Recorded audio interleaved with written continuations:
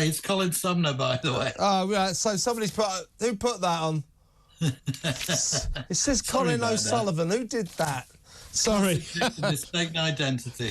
Oh well. Not anyway, guilty. You were almost not guilty, Your Honour. Not guilty. Colin Sumner, welcome to the show. Yeah, this is an intriguing situation, isn't it? A lot of people would like John Venables to never come out, including poor Jamie's mother, Denise. But he fears that he's being bounced down the path and may well never get his chance to get parole before the Victims and Prisoners Bill becomes an act, and then various Secretaries of State will be able to rule on whether or not he should be released. And then he fears he never will be released. Well, people won't really care about that, will they? Well, no, I don't think anybody would particularly be excited about the idea of him being released. No, that's not the point, no. Well, what is the point?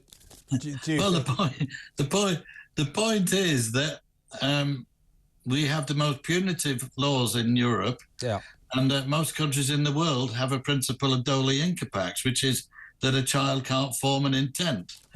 And it's quite a matter of judgment to say that a 10-year-old can form an intent. Now, don't misunderstand me. I totally understand his mother. I mean, if it was me, if it was my son, I don't know what I would have done. I might have reached for the nearest machine gun, which thank goodness I haven't got. And there is a reason why we don't let parents dictate the operations of criminal justice. There are many reasons why we don't let them. And there are many reasons why we don't let the Daily Mail operate criminal justice. There are many reasons why we don't like politicians interfering in the operations of criminal justice. And that would be my biggest point, really. Do we really want politicians interfering in the operations of criminal justice? Definitely. Rather than the parole board, definitely. Because the if parole it was Jeremy Corbyn, would you say that if it was Jeremy Corbyn? What's that got to do with it? He was a politician. What's that got to do with it? Well, oh, yeah, sure. Yeah, I'd rather him do it than the parole board. It keeps making a mess of it, doesn't it? Keeps letting people out. So you don't trust the professionals who actually are in the business week in, week out? No, because they let Colin Pitchfork out. They wanted to let John Warboys out. Yeah, you can pick up They let Gary Glitter out. No, I don't trust them. Is that all right? No, it's not all right, because the majority of decisions you don't report. Yeah, well, why is it not all right not to trust them? Well, because most of the time... You're telling me that I should trust implicitly the parole board, are you? Why? Yes. Why? Well, because it's their business. They're experts in the field. Well, were they experts when they let Gary Glitter out after 8 years when he was doing 16 years for raping children? Were they experts when they wanted to let the Are you an expert to talk about this? No, I'm asking you. Were they? Yeah. What are you talking about, the Daily Mail? Stop talking about the Daily Mail. What is the point you're trying to make? The point is, there's a very good reason railing against all these right-wing media outlets, aren't you? You don't get the point, do you? It's the right-wing media that always wants... Always the right-wing media. Blame the right-wing media. If the left-wing media were in power, you wouldn't like it. You would talk about politicians interfering with professionals. No, I wouldn't. I don't think the parole board does a very good job.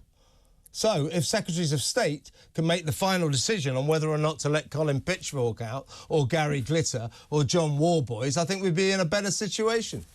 Yes, but week in, week out, the parole board makes decisions, and we never hear you complaining about those. Well, I don't know. I probably don't know. If they make the odd mistake, don't you? Huh? I mean, and what's your competence to even talk about this? Well, I'm a citizen of the country. I look at so am I. So that's my competence to talk about. I'm allowed to talk about it, aren't I? Yes, you're allowed to talk about it. Thank you very much. That's good of you. Why do you not want me to? Why do you not want to talk? You've twisted my point. Why do you not want me to talk about it? What credentials have you got in the operations of criminal justice? What's that got to do? What are you talking about? You're just an ideologue. This is propaganda. Really? I'm an ideologue. Really? Explain to me why I'm an ideologue, Colin. Because you've already made your mind up before you start. How do you know that? How do you know that?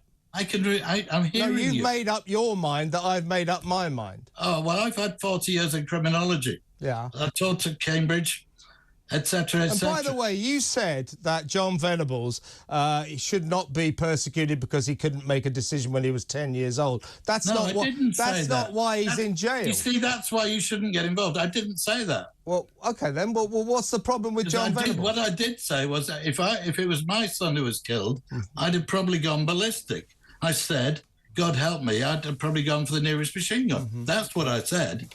Well, why is the parole board always wanting to let everybody out? Seems to be obsessed with letting people out. But that's rubbish. It doesn't. Yeah.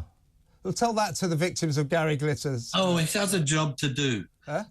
Well, it doesn't do it very well, does it? Why do they let Colin Pitchfork out?